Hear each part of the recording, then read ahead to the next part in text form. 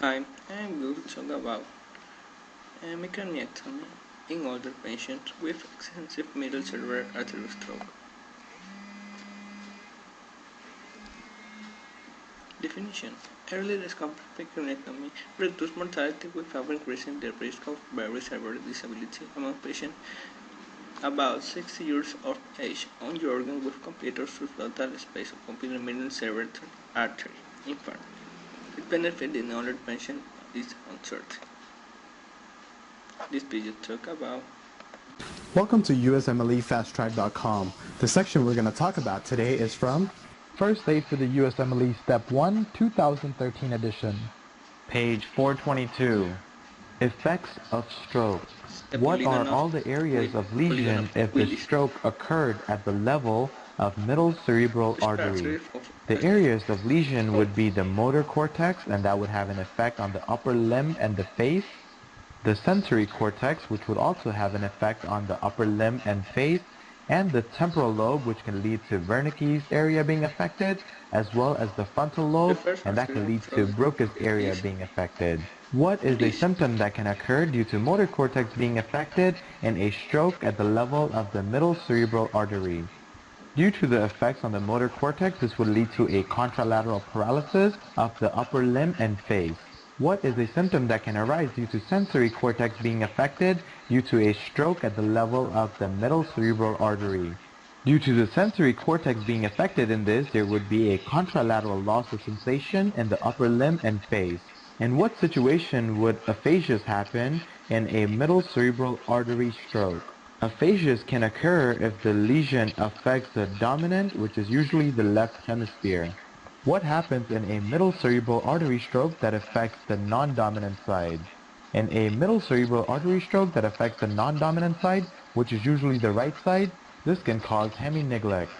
For more information on this topic, click on the link in the description section below. For a full USMLE Step 1 review, be sure to check us out at USMLEFasttrack.com, where we help you review the entire first aid for the USMLE Step 1 with high-quality videos and hundreds of detailed pictures for a better understanding of the material. So to learn from the best USMLE review book, be sure to check us out at USMLEFasttrack.com. Can discuss with further repression of their surrogate decision makers. It is important decision as it must be made quickly, keeping in mind that the chance of the problem may be high, but patients with major disabilities will have high chance of not being able to work independently or to attend to his or her bodily function. The second video.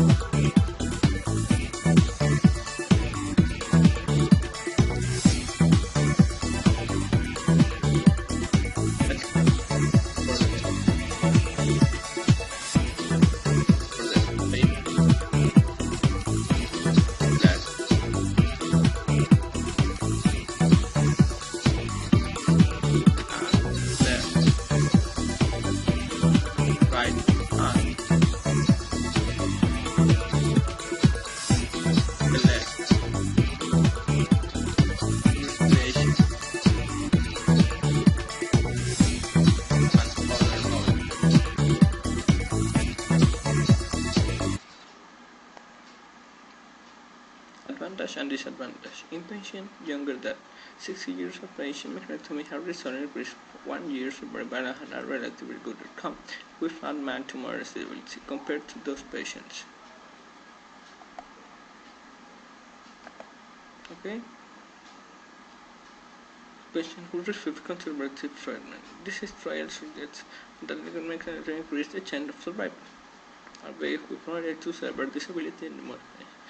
The cause of the death among the conservative group was mostly brain herniation. This is a neurocritical care. Hello, I'm Dr. Kevin Sheck, the Chief of Neurocritical Care at the Yale School of Medicine, Department of Neurology, and board member for Neurology Today. We're talking about a study abstract that has been presented by Dr. Adnan Qureshi and colleagues from the University of Minnesota regarding cost-effectiveness in the setting of decompressive craniectomy for patients who present with malignant infarction or large stroke. There's been a lot of interest in this area since a publication. This is the results show that the hemicraniectomy significantly increased the probability of survival by the survivors at substantial disability. It's important to note that if you have this disease, you have another disability for the rest of your life. Conclusion. In conclusion, the quality of the daily activity of daily living were considered impaired in patients who underwent hemicraniectomy. But the outpoint of these outcomes are similar to these in patients who have sustained over severed infarcts. Finally, and UAB nurses teach nurses, nurses empower nurses, train the trainer is how we do it.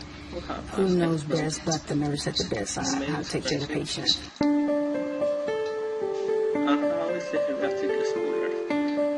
When you're dealing with an older person, you have to make sure that you take time to get to know them.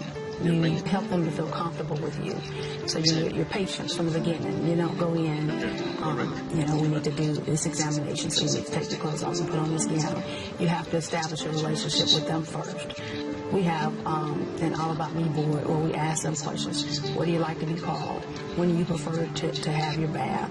What temperatures do you prefer? Because not everybody is cold all the time. We make assumptions. Not everybody who's older, have hearing deficits.